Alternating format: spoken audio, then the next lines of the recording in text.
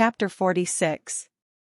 8 o'clock had struck before I got into the air, that was scented, not disagreeably, by the chips and shavings of the longshore boat builders, and mast, oar, and block makers. All that waterside region of the upper and lower pool below bridge was unknown ground to me, and when I struck down by the river, I found that the spot I wanted was not where I had supposed it to be, and was anything but easy to find. It was called Mill Pond Bank, Chinks Basin, and I had no other guide to Chinks Basin than the old green copper rope walk. It matters not what stranded ships repairing in dry docks I lost myself among, what old hulls of ships in course of being knocked to pieces, what ooze and slime and other dregs of tide, what yards of shipbuilders and shipbreakers, what rusty anchors blindly biting into the ground, though for years off duty, what mountainous country of accumulated casks and timber, how many rope walks that were not the old green copper. After several times falling short of my destination and as often overshooting it, I came unexpectedly round a corner, upon Mill Pond Bank. It was a fresh kind of place, all circumstances considered, where the wind from the river had room to turn itself round, and there were 2 or 3 trees in it, and there was the stump of a ruined windmill, and there was the old green copper rope walk, whose long and narrow vista I could trace in the moonlight, along a series of wooden frames set in the ground, that looked like superannuated haymaking rakes which had grown old and lost most of their teeth. Selecting from the few queer houses upon Mill Pond Bank a house with a wooden front and 3 stories of bow window, not bay window, which is another thing, I looked at the plate upon the door, and read there, Mrs. Wimple. That being the name I wanted, I knocked, and an elderly woman of a pleasant and thriving appearance responded. She was immediately deposed, however, by Herbert, who silently led me into the parlor and shut the door. It was an odd sensation to see his very familiar face established quite at home in that very unfamiliar room and region, and I found myself looking at him, much as I looked at the corner cupboard with the glass and china, the shells upon the chimney-piece, and the colored engravings on the wall, representing the death of Captain Cook, a ship launch, and His Majesty King George III in a state coachman's wig, leather breeches, and top boots, on the terrace at Windsor. "All is well, Handel," said Herbert, "and he is quite satisfied, though eager to see you. My dear girl is with her father, and if you'll wait till she comes down, I'll make you known to her, and then we'll go upstairs." "That's her father." I had become aware of an alarming growling overhead, and had probably expressed the fact in my countenance. "I am afraid he is a sad old rascal," said Herbert, smiling, "but I have never seen him." "Don't you smell rum?" "He is always at it." "At rum?" said I. "Yes," returned Herbert, "and you may suppose how mild it makes his gout. He persists, too, in keeping all the provisions upstairs in his room, and serving them out. He keeps them on shelves over his head, and will weigh them all. His room must be like a chandler's shop." While he thus spoke, the growling noise became a prolonged roar, and then died away. "What else can be the consequence," said Herbert, in explanation, "if he will cut the cheese? A man with the gout in his right hand, and everywhere else, can't expect to get through a double Gloucester without hurting himself." He seemed to have hurt himself very much, for he gave another furious roar. "To have Provis for an upper lodger is quite a godsend to Mrs. Wimple," said Herbert, "for of course people in general won't stand that noise. A curious place, Handel, isn't it?" It was a curious place, indeed, but remarkably well kept and clean. "Mrs. Wimple," said Herbert, when I told him so, "is the best of housewives, and I really do not know what my Clara would do without her motherly help. For, Clara has no mother of her own, Handel, and no relation in the world but old Gruffandgrim." "Surely that's not his name, Herbert?" "No, no," said Herbert, "that's my name for him. His name is Mr. Barley. But what a blessing it is for the son of my father and mother to love a girl who has no relations, and who can never bother herself or anybody else about her family." Herbert had told me on former occasions, and now reminded me, that he first knew Miss Clara Barley when she was completing her education at an establishment at Hammersmith, and that on her being recalled home to nurse her father, He and she had confided their affection to the motherly Mrs. Wimple, by whom it had been fostered and regulated with equal kindness and discretion ever since. It was understood that nothing of a tender nature could possibly be confided to old Barley, by reason of his being totally unequal to the consideration of any subject more psychological than gout, rum, and purser's stores. As we were thus conversing in a low tone while old Barley's sustained growl vibrated in the beam that crossed the ceiling, the room door opened, and a very pretty, slight, dark-eyed girl of 20 or so came in with a basket in her hand, whom Herbert tenderly relieved of the basket, and presented, blushing, as Clara. She really was a most charming girl, and might have passed for a captive fairy, whom that truculent ogre, old Barley, had pressed into his service. "Look here," said Herbert, showing me the basket, with a compassionate and tender smile, after we had talked a little. "Here's poor Clara's supper, served out every night. Here's her allowance of bread, and here's her slice of cheese, and here's her rum, which I drink. This is Mr. Barley's breakfast for tomorrow, served out to be cooked. 2 mutton chops, 3 potatoes, some split peas, a little flour, 2 ounces of butter, a pinch of salt, and all this black pepper. It's stewed up together, and taken hot, and it's a nice thing for the gout, I should think." There was something so natural and winning in Clara's resigned way of looking at these stores in detail, as Herbert pointed them out, and something so confiding, loving, and innocent in her modest manner of yielding herself to Herbert's embracing arm, and something so gentle in her, so much needing protection on Mill Pond Bank, by Chink's Basin, and the old green copper rope walk, with old Barley growling in the beam, that I would not have undone the engagement between her and Herbert for all the money in the pocketbook I had never opened. I was looking at her with pleasure and admiration, when suddenly the growl swelled into a roar again, and a frightful bumping noise was heard above, as if a giant with a wooden leg were trying to bore it through the ceiling to come at us. Upon this, Clara said to Herbert, "Papa wants me, darling," and ran away. "There is an unconscionable old shark for you," said Herbert. "What do you suppose he wants now, Handel?" "I don't know," said I. "Something to drink?" "That's it," cried Herbert, as if I had made a guess of extraordinary merit. "He keeps his grog ready mixed in a little tub on the table. Wait a moment, and you'll hear Clara lift him up to take some.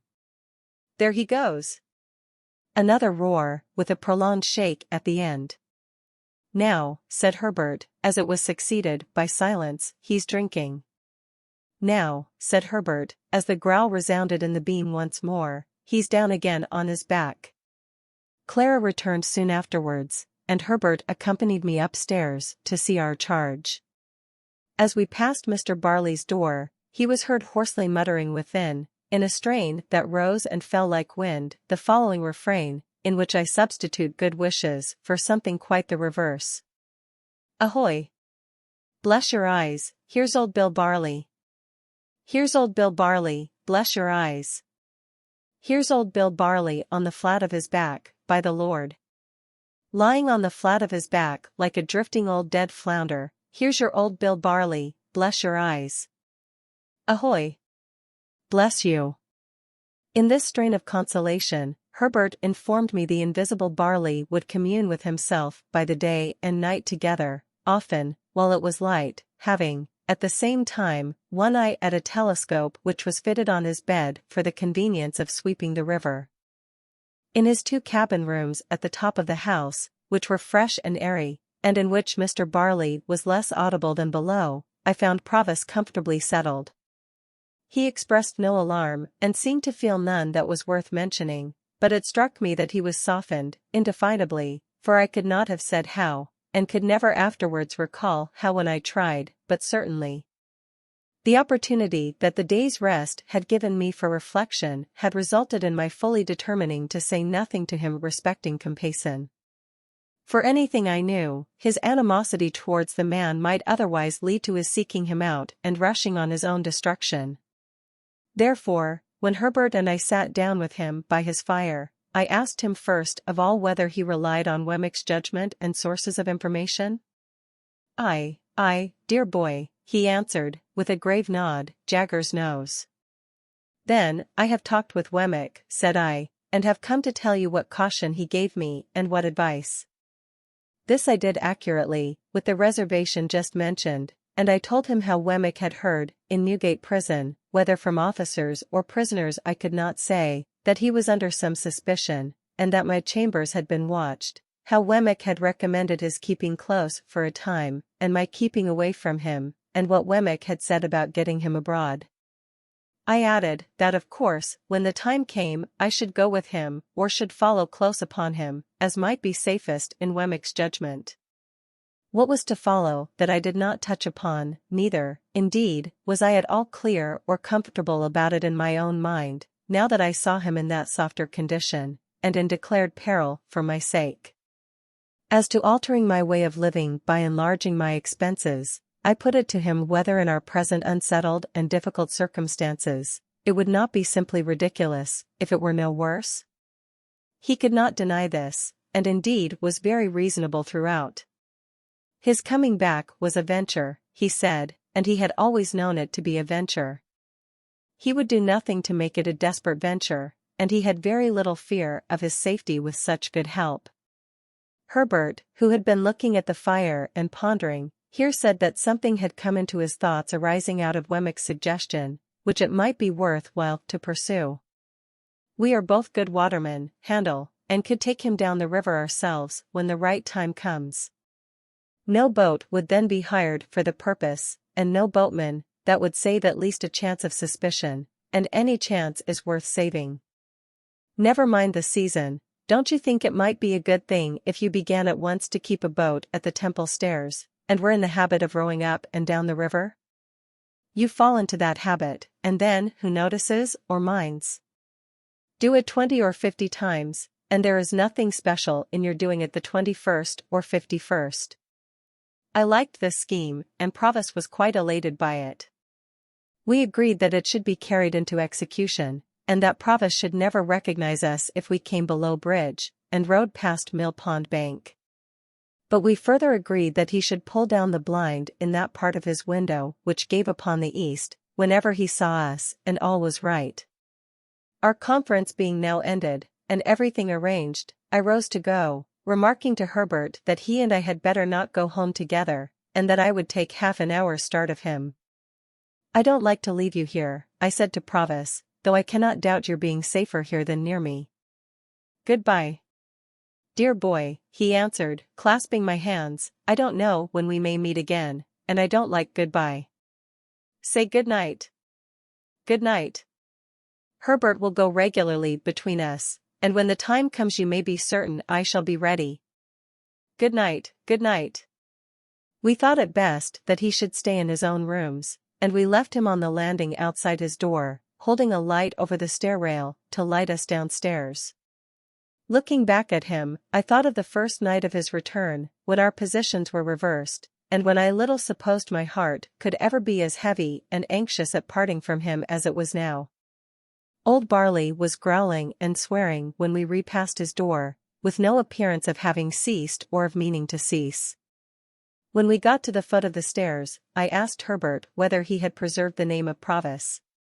He replied, certainly not, and that the lodger was Mr. Campbell. He also explained that the utmost known of Mr. Campbell there was, that he, Herbert, had Mr. Campbell consigned to him, and felt a strong personal interest in his being well cared for, and living a secluded life. So, when we went into the parlor where Mrs. Wimple and Clara were seated at work, I said nothing of my own interest in Mr. Campbell, but kept it to myself. When I had taken leave of the pretty, gentle, dark-eyed girl, and of the motherly woman who had not outlived her honest sympathy with a little affair of true love, I felt as if the old green copper rope walk had grown quite a different place. Old Barley might be as old as the hills, and might swear like a whole field of troopers, but there were redeeming youth and trust and hope enough in Chink's basin to fill it to overflowing. And then I thought of Estella, and of our parting, and went home very sadly. All things were as quiet in the Temple as ever I had seen them.